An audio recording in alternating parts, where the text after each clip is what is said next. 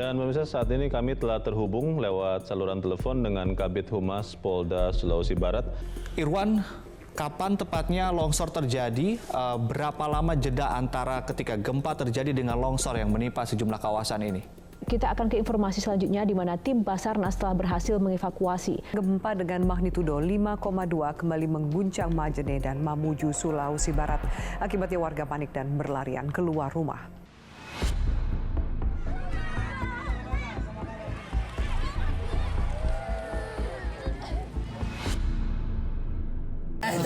Anakku pengen ada kasih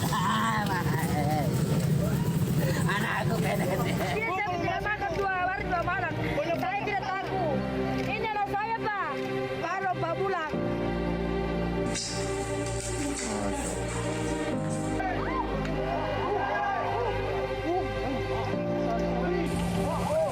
Saya harapkan lagi terima kasih semua itu kepada kami semuanya. Tentu itu merupakan empati kepada kami sehingga kami punya kekuatan. Semoga kita semuanya bisa bangkit dan berjaya bagi Indonesia semua. Ya, saya harapkan mari Tomandare ya sabar tahu dan kita berdoa semua. Musibah yang terjadi dalam kehidupan manusia ialah ujian kenaikan kelas. Barang siapa mampu mengambil hikmah di baliknya, niscaya Allah akan mengangkat derajatnya. Penderitaan mungkin saja sebuah pesan bahwa Allah Subhanahu wa Ta'ala rindu pada kita, ingin kita mendekat padanya. 14 dan 15 Januari lalu kini dikenang sebagai mimpi buruk, khususnya bagi warga Mamuju dan Majene, Sulawesi Barat. Pasalnya, 2 gempa dengan kekuatan magnitudo 5,9 dan 6,2 skala Richter meluluh lantakkan 2 kota tersebut. Selain timbulnya korban jiwa, musibah ini juga menimbulkan banyak kerusakan, diantaranya 16.119 rumah rusak berat, sedang dan ringan. Gangguan komunikasi serta terputusnya aliran listrik dan air. Warga mengais semangat agar bangkit dari keterpurukan. Asa mereka tidak padam. Hingga saat ini seluruh lapisan masyarakat bersinergi dengan pemerintah untuk melakukan perbaikan-perbaikan dan pemulihan pasca bencana. Mitigasi masih menjadi PR besar karena seluruh bagian Indonesia hidup berdampingan dengan bencana.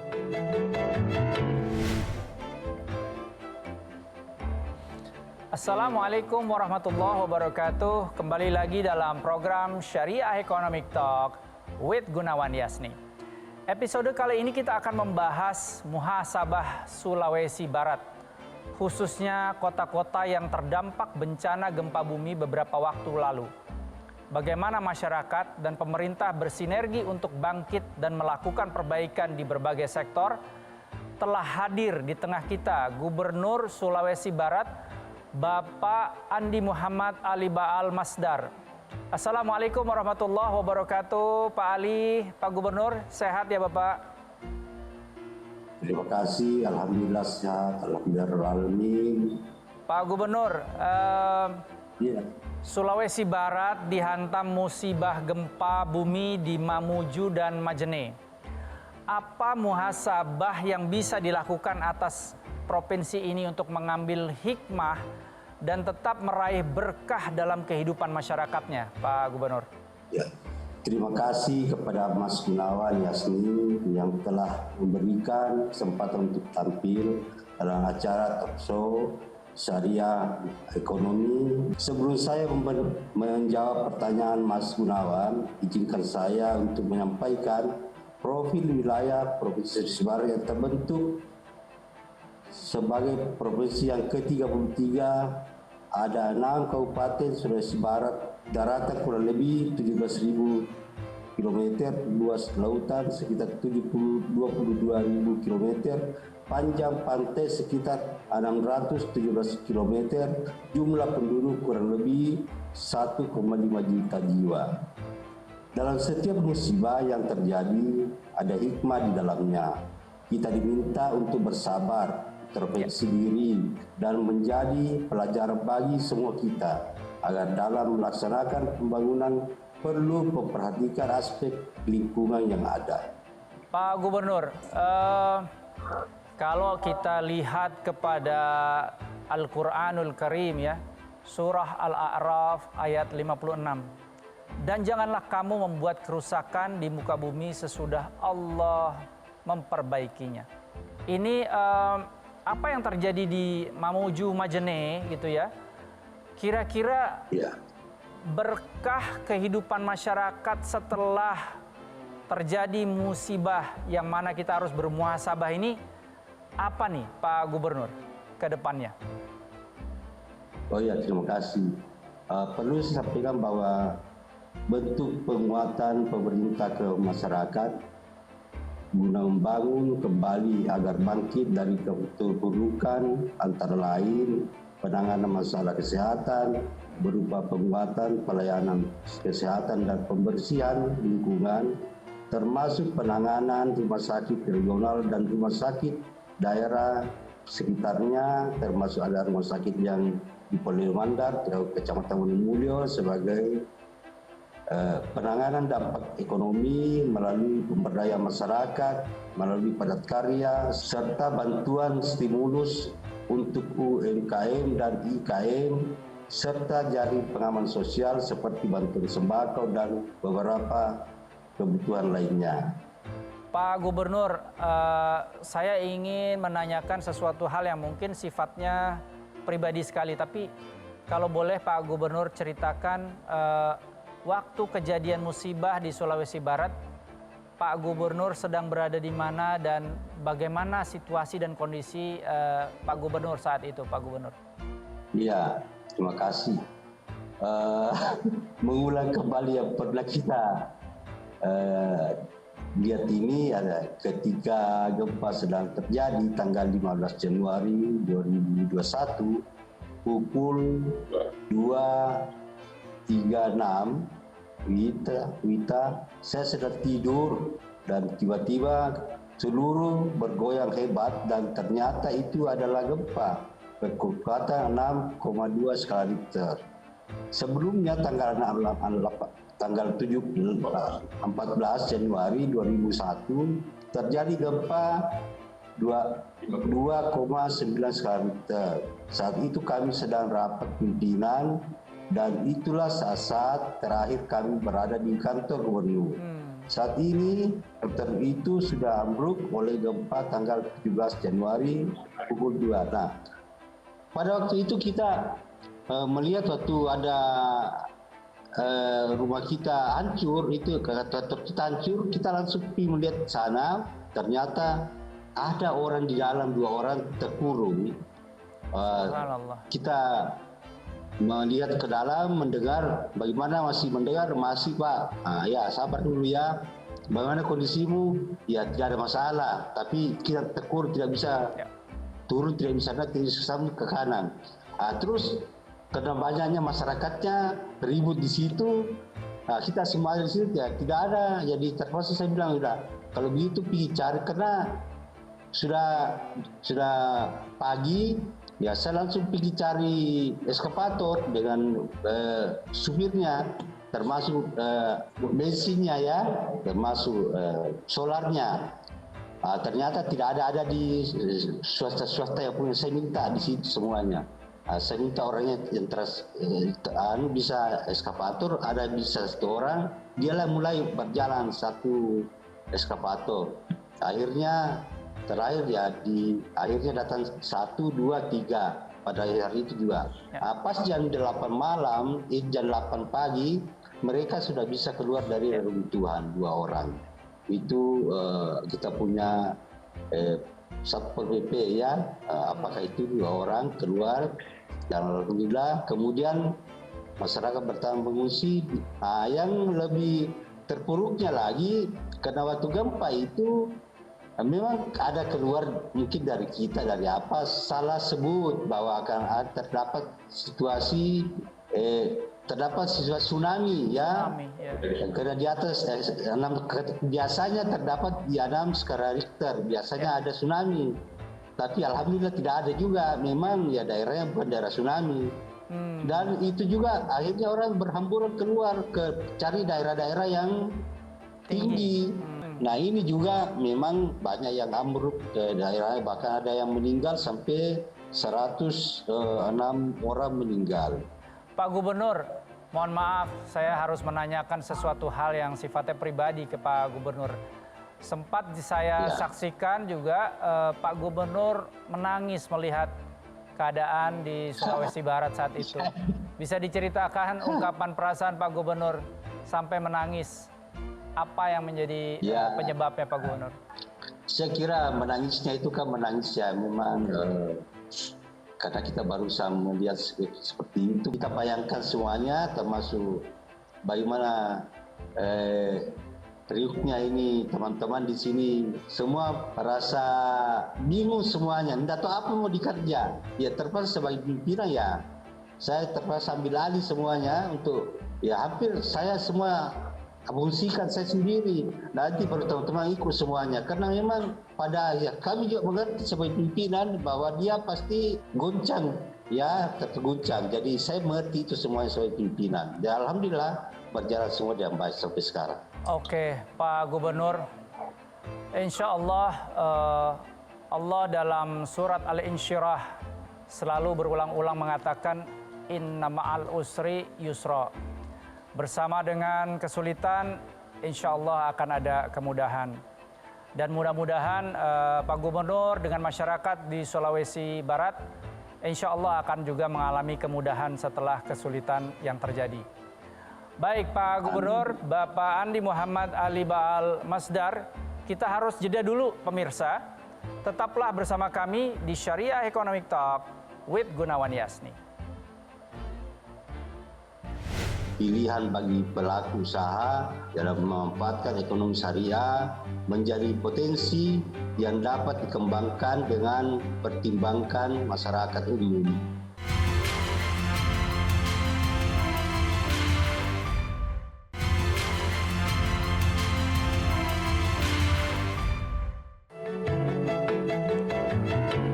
Masih dalam Syariah Economic Talk with me, Gunawan Yasni. Pemirsa, tema episode ini ialah meraih asa pasca bencana. Bersama dengan Gubernur Sulawesi Barat, Bapak Andi Muhammad Ali Baal Masdar. Kita lanjutkan pembahasannya. Pak Gubernur, adakah potensi-potensi pariwisata dan ekonomi kreatif yang sebelum musibah itu sudah berjalan? Dan mungkin dengan adanya musibah menghantam, akankah masyarakat pelaku pariwisata dan ekonomi kreatif ini mempertimbangkan untuk, saya menyebutnya go syariah, ya, go syariah agar sebagai provinsi yang ramah muslim tapi tetap terbuka bagi siapa saja itu bisa dilakukan. Sebagaimana Allah menyatakan ya dalam Al-Quran, telah nampak kerusakan di darat dan di laut disebabkan karena perbuatan tangan manusia, supaya Allah merasakan kepada mereka sebahagian dari akibat perbuatan mereka agar mereka mengambil kembali ke jalan yang benar.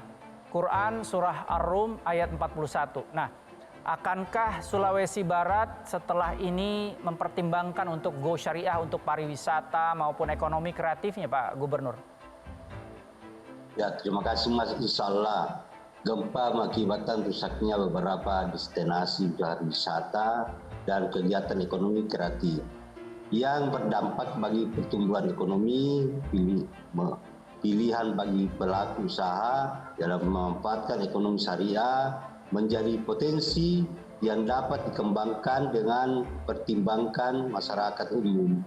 Di wilayah Sulawesi Barat didominasi oleh Muslim, sehingga literasi keuangan dapat dikembangkan melalui potensi ekonomi syariah.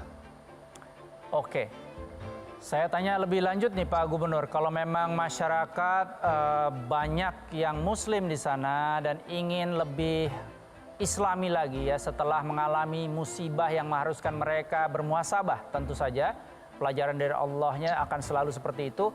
Adakah rencana-rencana membesarkan misalkan bank pembangunan daerah dalam konteks syariah, sebagaimana kalau di provinsi lain itu sudah ada banyak yang mendirikan unit usaha syariah di bank pembangunan daerahnya, atau bahkan ada yang mengkonversi, Pak Gubernur, seluruhnya dari BPD tersebut menjadi bank pembangunan daerah yang syariah begitu.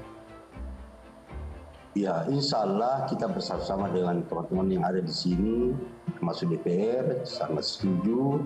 Yang benar, Mas Gunawan, kita akan membesarkan bank pembangunan daerah ke depan. Dengan setiap tahunnya kita menambah modal saham di bank pembangunan daerah. Ini dibuktikan dengan beroperasinya unit usaha syariah di Provinsi Sulawesi Barat. Dalam pengembangan literasi keuangan syariah menjadi opsi pilihan bagi masyarakat dalam mendukung kegiatan usaha ataupun sebagai bentuk nasabah menyimpan. Pak Gubernur, kan kalau bicara bank itu pasti tidak lepas dari sektor real begitu ya. Nah, sektor real apa saja yang bisa dikaitkan dengan pemberdayaan ekonomi dan keuangan syariah? Tentu termasuk industri halalnya di Sulawesi Barat, Pak Gubernur.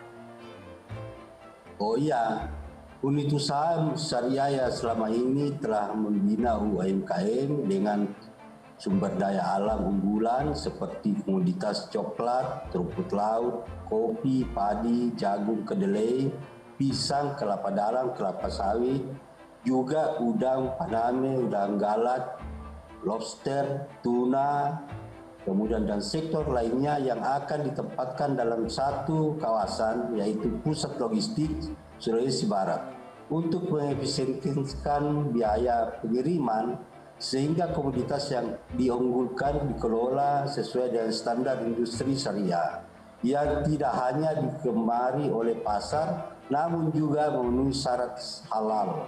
Ya.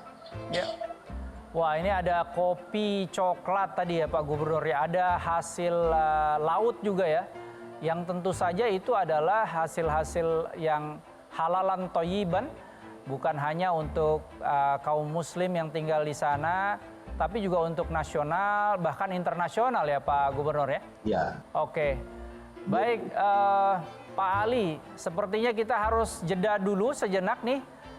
Pemirsa, kita akan bahas lebih lanjut sesaat lagi, tetap di Syariah Economic Talk with Gunawan Yasni.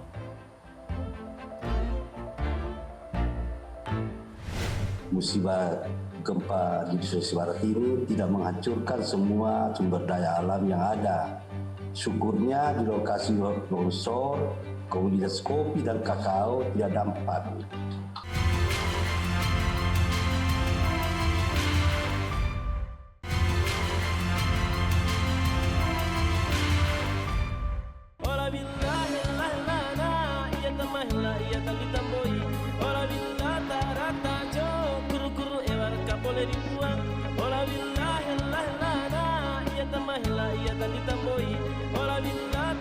Mamuju Majene memiliki wilayah yang luas dan membentang hingga perbatasan Sulawesi Tengah.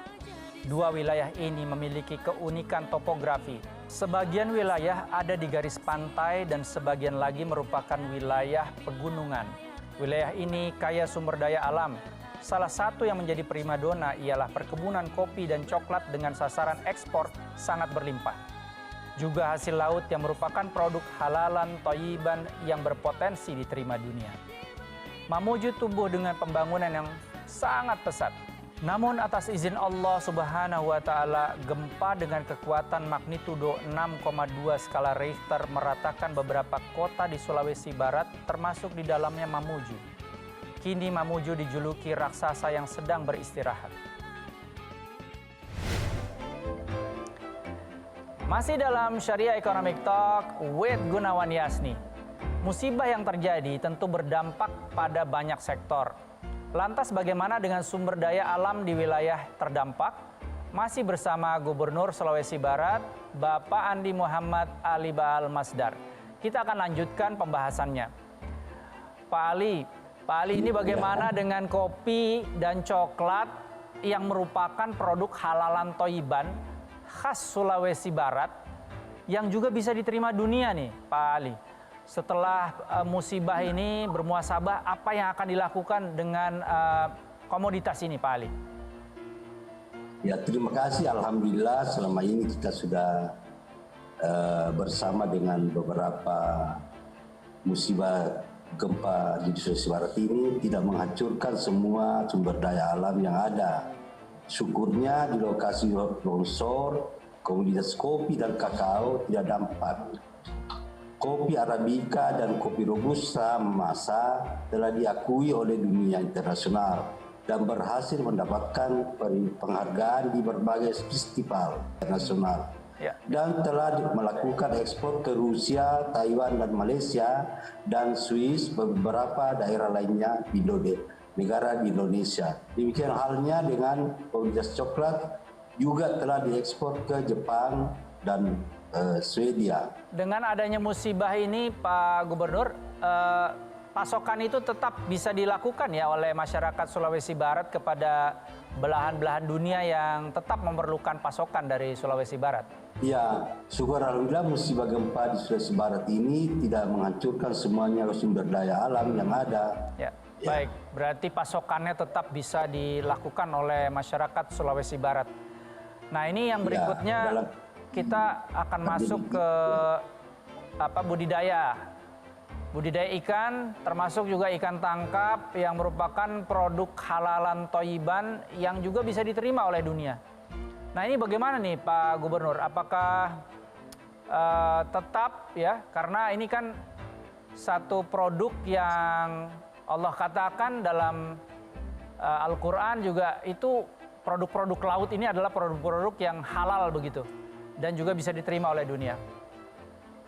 Ya, saya kira kondisi perikanan tangkap dan budidaya Sulbar memang berdampak akibat gempa, terutama bagi nelayan dan mengungsi dan meninggalkan aktivitas mereka melaut dan menambang. Namun kondisi sekarang sudah mulai pulih, hasil tangkap ikan sudah mulai banyak di tempat pelelangan ikan, demikian juga masyarakat budidaya. Kedepannya pengelolaan perikanan tangkap dan budidaya akan kita kembangkan pada konsep syariah dengan membuat label halal dan sertifikasi pada kemasan dan produk olahan. Dan ada keinginan menerapkan kredit usaha nelayan berbasis syariah untuk pembiayaan kegiatan mereka. Kami juga memiliki lokasi potensi untuk dikembangkan jadi industri berbasis syariah dalam bentuk balai latihan kerja dipadukan dengan pesantren sedang kelautan dan perikanan di Tanjung Ngalo, Kabupaten Mamuju, dan masih banyak lagi industri-industri yang berbasis syariah. Pak Gubernur, kalau boleh tahu di ikan tangkap dan juga budidaya ikan, macam jenis ikannya apa yang menjadi kekhususan, kekhasan dan yang paling komersial dari Sulawesi Barat, Pak Gubernur? Ya, saya kira yang paling potensi di sini ya di samping ikan, kemudian berbagai macam ikan yang ada di sini, termasuk tongkol, ikan tuna, ikan terbang, dan beberapa potensi lainnya lain seperti lobster dan udang galak ya yang ada di laut. Saya kira ini semuanya bagi kita adalah pemberian Allah SWT yang dapat kita kelola dengan baik. Tapi harus memang berpotensi untuk dikelola juga dengan dirangkaikan dengan kondisi lokasi yang ada. Baik. Pak Gubernur, saya baru tahu juga nih kalau Pak Gubernur punya hobi ternyata ya, hobi mancing Pak Gubernur. Itu kalau dipancing itu apa kira-kira ikan yang menjadi favorit Pak Gubernur untuk dipancing? Ya, kalau kami mancing kan ikannya kadang-kadang besar-besar semuanya, sebatas betis kan seperti itu. Ya. Ada tongkol ya, kerapu dan lain-lain. Mudah-mudahan ke depan ini bisa menjadi daerah pariwisata yang disenangi dunia seperti itu. Dan itu termasuk tentu pariwisata halal tuh Pak Gubernur. Wah, ini perlu untuk dikembangkan nih Pak Gubernur. Ya, bukan hanya potensi nelayan lautnya, dan itu juga potensi di sini ada menyelam dan karang-karangnya indah-indah semuanya, cantik-cantik karangnya dan lain-lain, banyak sekali kelihatan. Ya. Alhamdulillah. Saya harus mengatakan, Allah mengatakan di dalam Al-Quranul Karim, Bismillahirrahmanirrahim, dihalalkan bagimu binatang buruan laut dan makanan yang berasal dari laut sebagai makanan yang lezat bagimu dan bagi orang-orang yang dalam perjalanan. Al-Quran Surah Al-Ma'idah ayat 96. Pemirsa yang dirahmati Allah, Pak Gubernur Sulawesi Barat, kita harus jeda dulu sejenak. Sesaat lagi tetap di Syariah Economic Talk with Gunawan Yasni. Kota cerdas Mamuju di area hutan akan menjadi ibu kota Provinsi Sulawesi Barat dan menjadi infrastruktur dalam integrasi ekonomi syariah di Sumbar.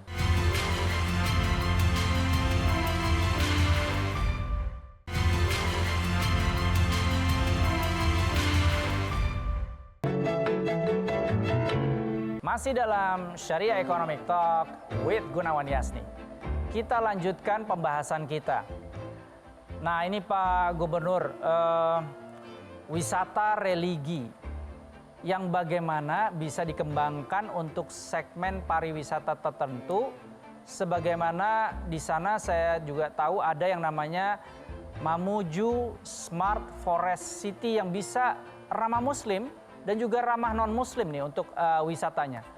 Ini seperti apa nih Pak Gubernur MSFC ini? Ya, jadi begini, sejak ada sedengar ini ya saya panggil teman-teman yang bisa, ada beberapa destinasi wisata religi yang bisa kita kembangkan untuk segmen pariwisata, termasuk yang di daratan, di lautan, di pegunungan bisa semua dilaksanakan yang baik dan bisa dinikmati pula wisatawan non-muslim serta menjadi tempat belajar dengan konsep ramah lingkungan, antara lain masjid di Kelurahan Binanga, Kabupaten Mamuju sesuai dengan konsep Mamuju Smart Sport City. Masjid tersebut didirikan oleh Imam Lapeo, seorang wali Allah, dan merupakan masjid tertua tradisi budaya Islam bernama Sayap Patudu, Kabupaten Mamuju, Majene, dan Polole Mandar. Sayap Patudu ini merupakan salah satu tradisi budaya Islam di Sulawesi Barat dengan penampilan kuda menarik dan yang ditunggangi oleh seorang anak yang baru selesai hitam Al-Quran. Tradisi ini biasanya dilaksanakan setiap bulan Maulid dalam rangka memperingati hari kelahiran Nabi Muhammad SAW. Waduh, itu syarat dengan nilai-nilai syariah itu ya Pak Gubernur ya. Lalu kalau itu bicara bicara yang sudah ada. Nah ini nilai-nilai syariah yang ada dalam perencanaan pembangunan MSFC selain yang sudah ada tadi seperti anak yang naik kuda tadi, itu apa lagi Pak Gubernur?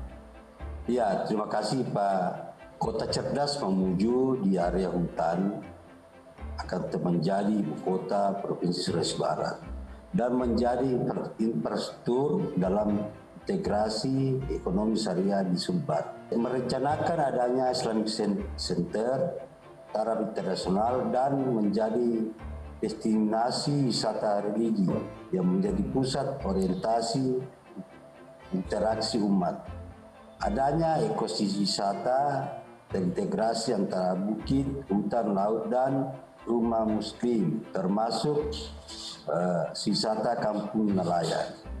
Saya kira itu yang bisa dikembangkan juga di sini.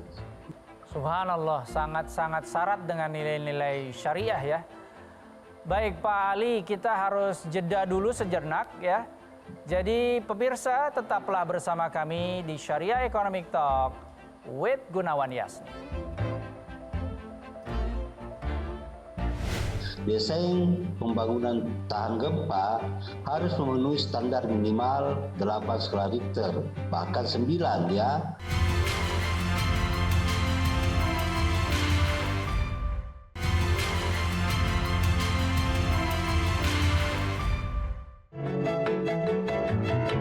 Pemirsa, masih dalam Syariah Economic Talk with Gunawan Yasni. Masih dengan Pak Andi Muhammad Ali Baal Masdar, Gubernur Sulawesi Barat.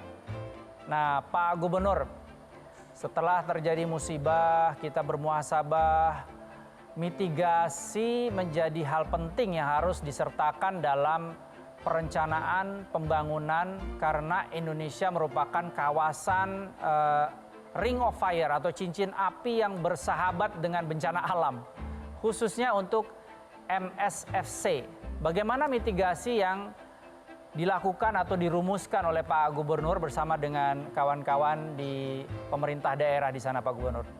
Ya, terima kasih Mas.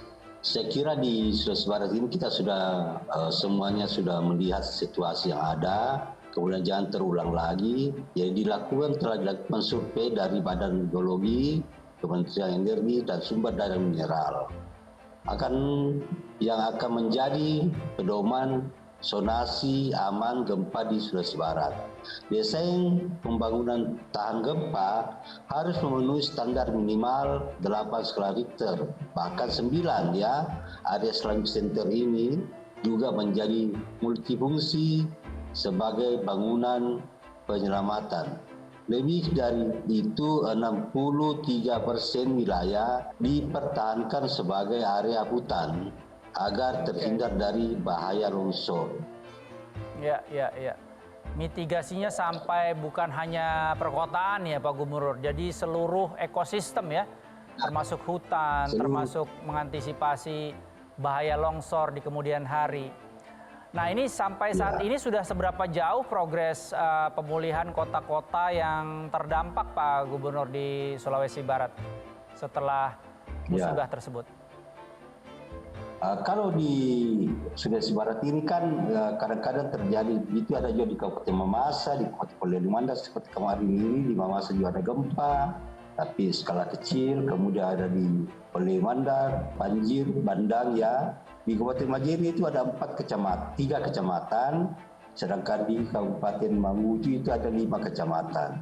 Ini yang terparah. Tapi sekarang alhamdulillah sudah berjalan normal ya, dengan telah dibukanya kegiatan usaha masyarakat seperti pasar, pertokoan, layanan publik seperti SPBU, layanan listrik, penyediaan air bersih.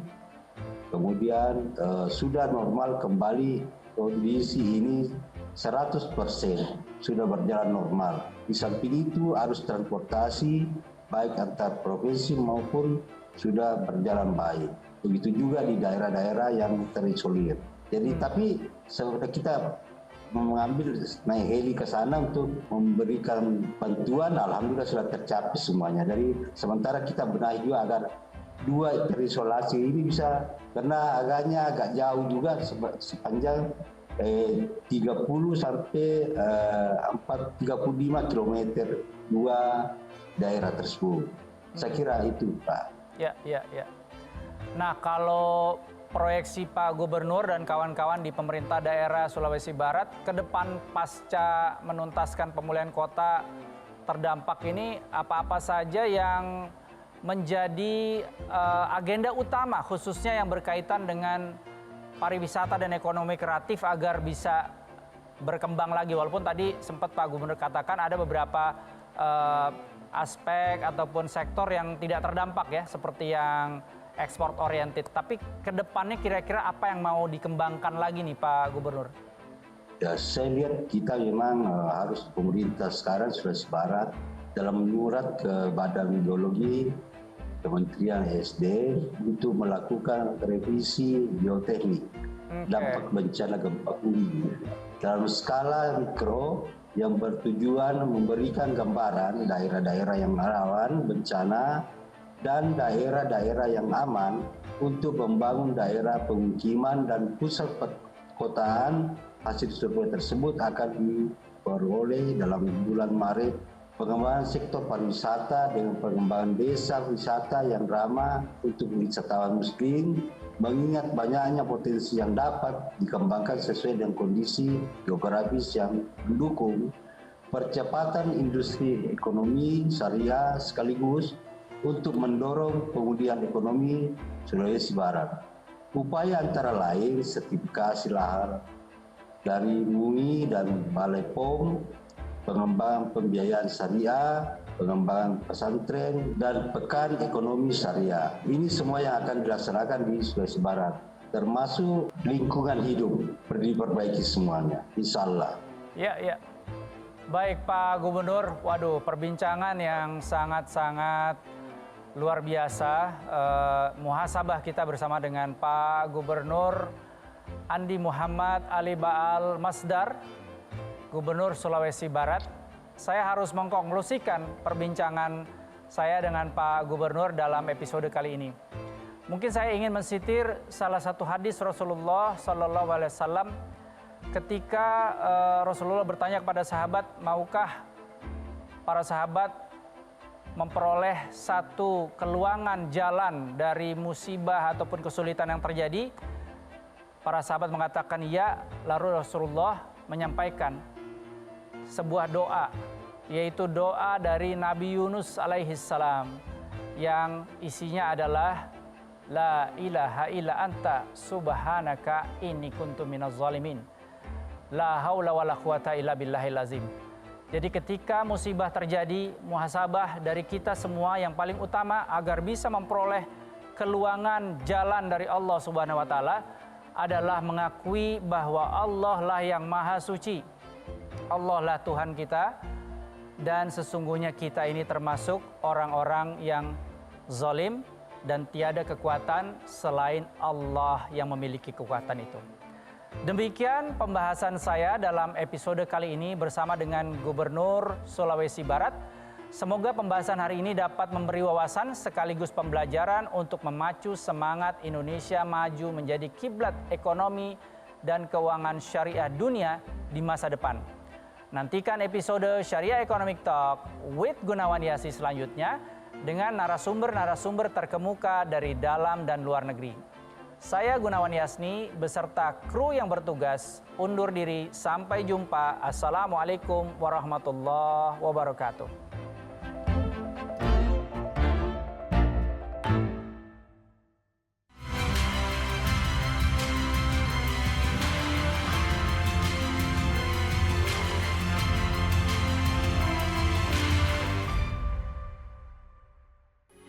Metro TV